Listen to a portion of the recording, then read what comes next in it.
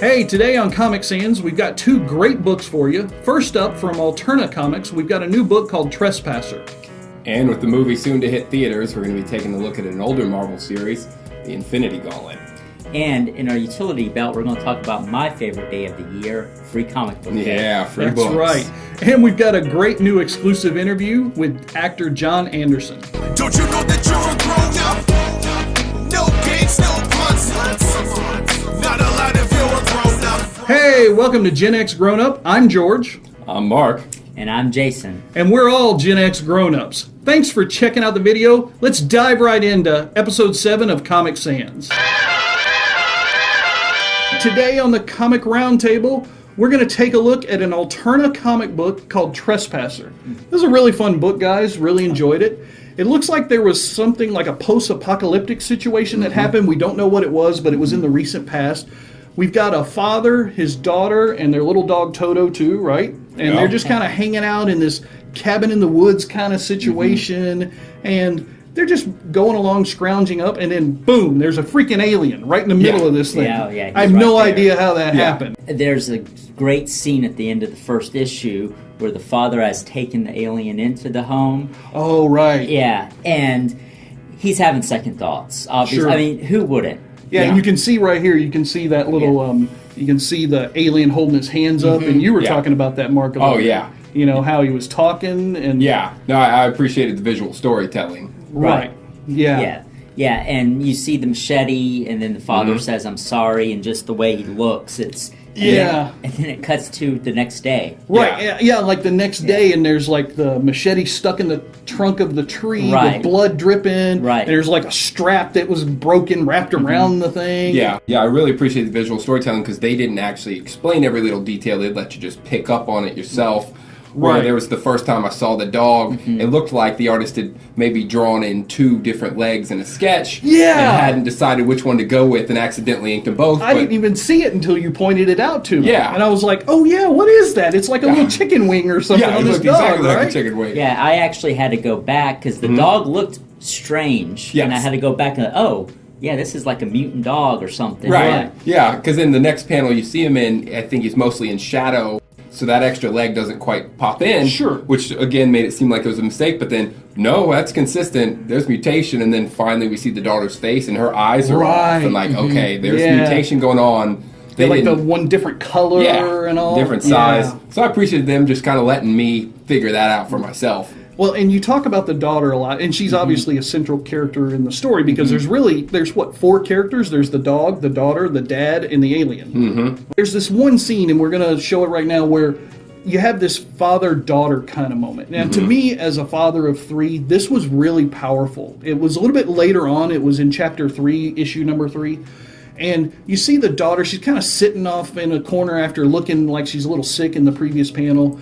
And her father comes in and he's like trying to reach out to her and she's like, "Don't touch me!" and all that. And she runs off to her room, "Stay away from me!" Just like my children have done all the time. When they're mad at me, they don't want you anywhere around them. And she's sitting there like, "I wish I would just die so I don't have to be around you." Right. Super dramatic. Sure. But usually the parent hasn't slaughtered an alien and then fed it to their child. Exactly. And then the really creepy part is, like, she reveals why she's saying what she is. Yeah. And she pulls her sleeve back, and there's like all these little hideous bumps and warts, and now she's got whatever illness came from eating this alien. Obviously, we all found something in it that we enjoyed. We all found in it something that we liked. Let's jump right into our ratings. Jason, what did you think? This was a very tense book. It draws you right in. Especially with the scene I explained. I give it 4 tokens. Wow, 4 tokens. All right. Mark? Yeah, I gave it 3 1/4 tokens. Okay, a little lower. I liked the visual storytelling, and I liked how they let me figure things out for myself. Sure. But I got a very day-in-the-life feel and would like to see where they were going to go with it. Yeah, I can't disagree with you on that point because the ending of the book where, like she's kind of gone off, now she's coming back to her father and, like he's older now and everything. It feels as though the author is setting this up for something in the future. I personally hope that they do because I really like this book. I would definitely go buy this at my local comic book store, Bookshelf 2 in Tallahassee, Florida. And I would absolutely want to see this story go forward. I got to give it a little bit higher of a score, though. I got to go 4 tokens. Nice. I think mainly the family aspect drew me in so hard. So 4 tokens out of 5 for me. All right.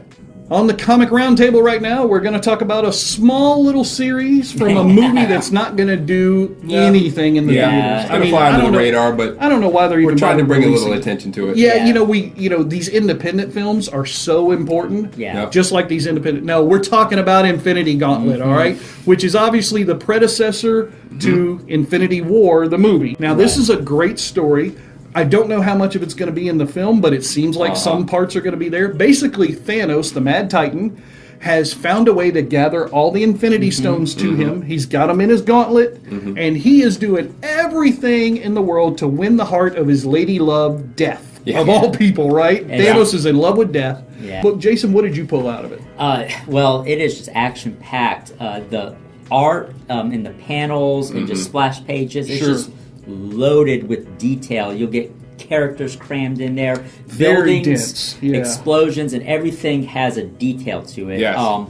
And the splash pages are great. At the end of chapter 3, when all the heroes are going through the portals to attack Thanos, and his structure he's built in monument of his lady love, you see the structure is very detailed, space is detailed, and the portals and the heroes are coming out. And instead of just kind of the standard, we're coming out to get, they're all doing different poses. It's just a very interesting thing to look at. But there was some really cool stuff that you were telling me about. One thing I thought was really interesting with Jim Starlin's writing is that his characters would speak in present tense, but then when they went into their inner monologue with their voice, it was always in the past tense. Yeah. Which at first I was like wondering if they were recapping, but no, they seem to be talking about what's going on right now. Right. And well, then that kind of played with the whole time motif. I mean, they had the time, stone, the Infinity Stone for time.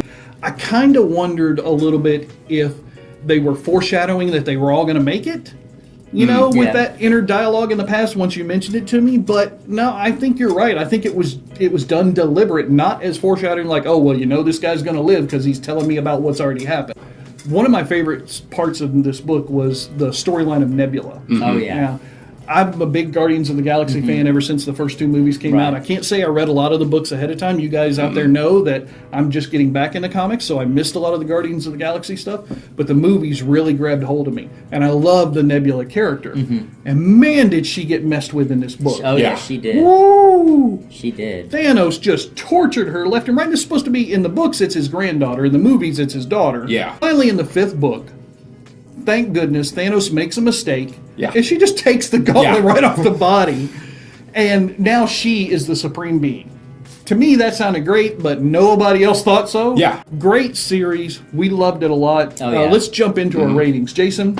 Well, this is one I missed when it came out in 91. I was still kind of young, but I've heard about it my whole comic life, and I give it 4 tokens. It lives up to the hype. It's a good read. It absolutely, it's a solid book. Mark, what about you? Yeah, and for me, 4.5. I love that this is self-contained. I really like crossovers to stick to that, and then characters that are involved can have things going on in their own book. But if you want to read this series, it's right there. It's all in the 6 issues. You don't have to go outside. No, you get these 6, and it's so dense. 240 pages with 7 panel per page average, and all the writing. It's an impressive read.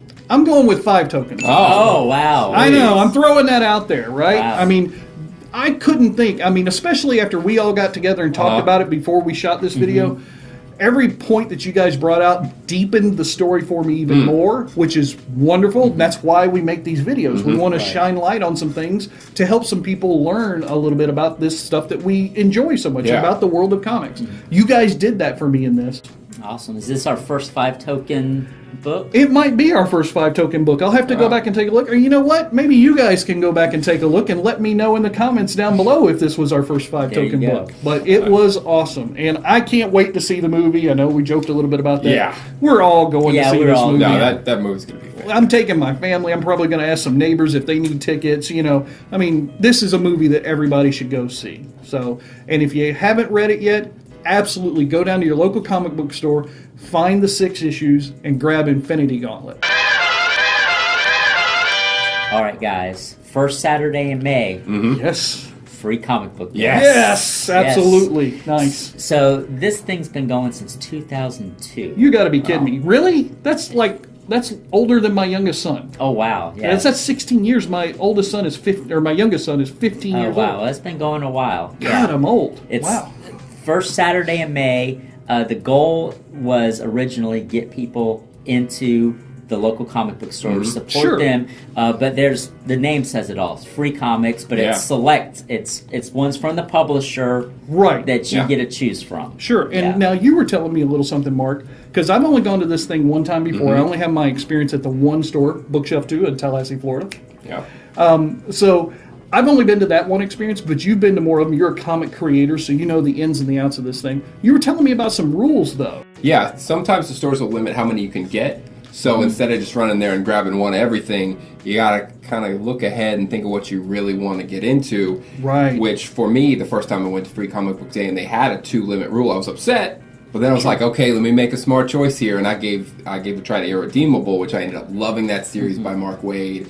But if I just grabbed a mass of stuff... You might not have even read it, right? It might have gotten lost in the shuffle. That's a good point. Now, I want to talk a little bit about cost versus enjoyment. Now, we all know what the cost is. It's free. All it takes is what you drive there in your gas, in your car.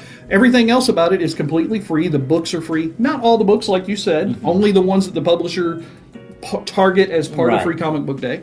But the enjoyment that you can get from these books and from this event, even. This is a preview. Face painting. Cosplay. Right. There's a lot of fun stuff. So if you're even mildly interested in comics, maybe you're just going to the films that are out there, or maybe you just like the TV shows, right?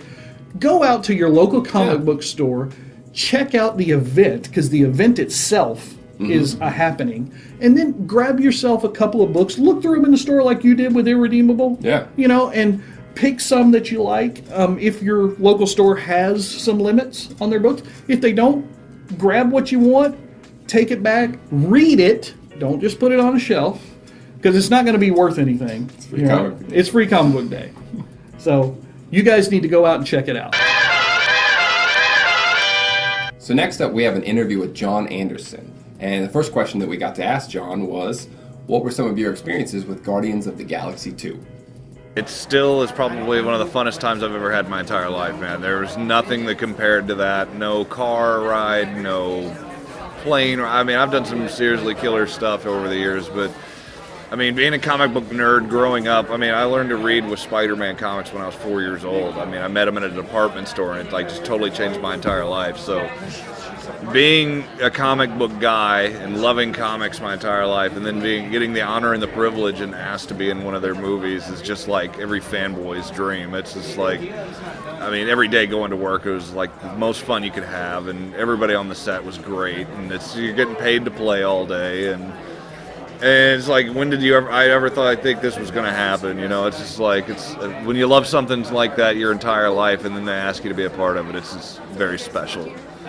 So that's a thing I'll never ever forget. So, actually, we filmed that in Atlanta, so it's a lot of the people I see on the set, I see the same folks on different sets as you go work on different things, and it's like you just get together with like a high school reunion every time you go on there. But meeting Paul Reiser was pretty cool. He's, I'm an old school 80s kid, so, Mad About You, all these shows, all these stand-ups he used to do, Comic Relief, all this stuff, that was kind of seeing like a comedy legend hanging out, doing something very, very serious, Getting to watch some of these guys work is just amazing, and the kids are just very bright and far wiser than I would have been at, 10, 13, 15 years old. I was a moron, and I'm still an idiot, so... But it was a great time, man. Again, it's like it's not really being paid to go to work. It's fun time, That's just the extra benefit. Right. It was a blessing getting to do that show, and again, just my mother, she's all smiles after that. So, we went to a Adventures department store that's probably long gone now, out of business. But they had a cat, and he was in a Spider-Man suit, like your normal little spandex Spidey suit. Had no idea who he was. Scared shitless of this guy because he had the mask on. But I learned who Spider-Man was because of this dude, and he picked me and my brother up on each of his arms, and and he's doing the flex. And as a 4-year-old, I'm just like, this guy's the coolest thing ever. And And thus my love of Spider-Man and Marvel Comics was born. I mean, it was over after that. Thanks for watching that video. That was a wonderful episode of Comic Sans, episode 7, guys, Yes. in the books. All right. All right, and we'll see you guys next time. See you guys. Don't you know that you're a grown-up? Subscribe to Gen X Grown Up by clicking right here and enable notifications so you won't miss a thing. Use the comments down below to tell us what you think, and while you're there, a thumbs up would be great too. Please share this online wherever you hang out. Connect with GXG on social networks by clicking right here. Basically, life sucks as a grown-up.